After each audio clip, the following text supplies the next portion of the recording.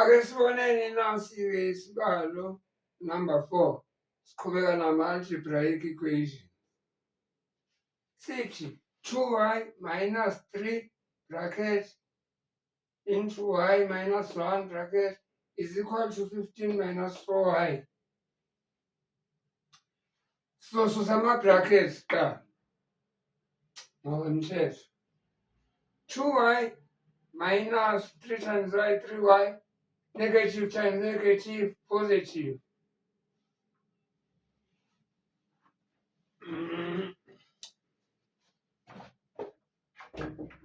Awusuye u-1 no? 3 times 1 u-3. Ngapha kusala kunje.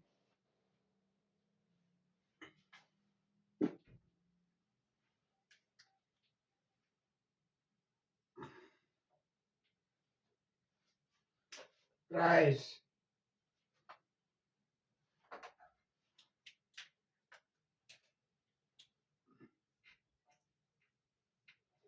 And then right, lana u-2y minus 3 uzonginikeza u-minus y. Loya 3 asale. Lo kuya u-15 uzosala nje kanje, no-4y asale kanje. Loya minus 4y ngifuna suke. Right. Ngimletha ngapha. Lo minus 4y. Ngizofaka u-4y lapha, ngifaka u-4y. While ngisaselapho khona into esengifuna ukuyichaza. Sesicathuzile manje siloke sifaka inamba ngapha nangapha. Njengoba nalana nje.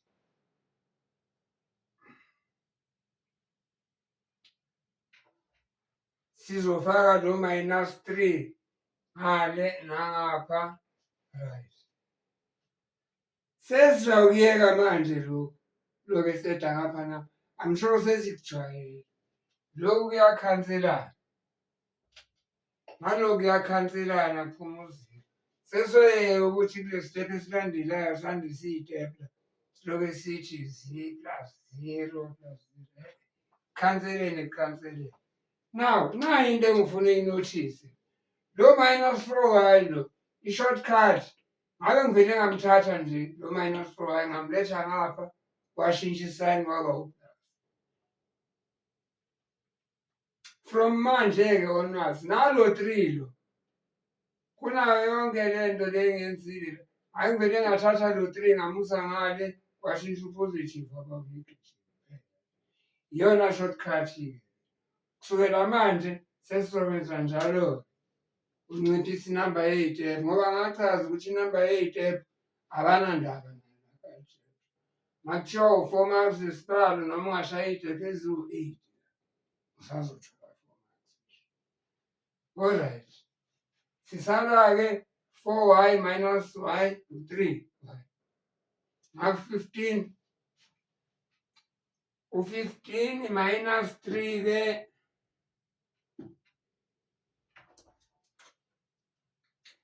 u-12.